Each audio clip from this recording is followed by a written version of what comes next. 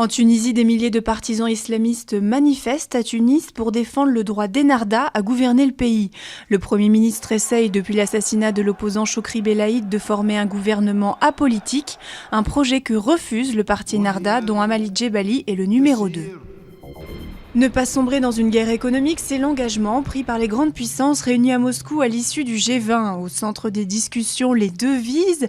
Les pays du sommet excluent toute stratégie monétaire agressive et veulent lâcher un peu de lest sur la rigueur budgétaire de plus en plus accusée de plomber la reprise mondiale. En Côte d'Ivoire, des partisans de Laurent Gbagbo ont été dispersés à Abidjan à coups de gaz lacrymogène. Les jeunes du FPI, le parti de Gbagbo, participaient à une manifestation interdite pour réclamer la libération de l'ancien chef d'État.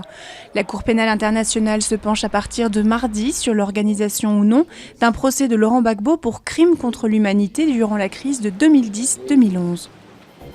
Pour défendre leurs droits de père, ces deux hommes sont prêts à tout. Les deux papas sont montés au sommet de deux grues géantes des anciens chantiers navals de Nantes afin de plaider leur cause. Le premier père a passé la nuit à une quarantaine de mètres du sol avant d'être rejoint par un second samedi matin dans une autre grue.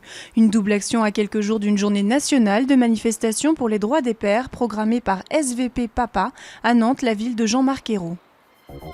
Une star du flamenco dans un bidonville parisien, c'est dans un campement de Rome, à Ris-Orangis, qu'Israël Galvan est venu frapper des talons sur une petite scène de planches de bois.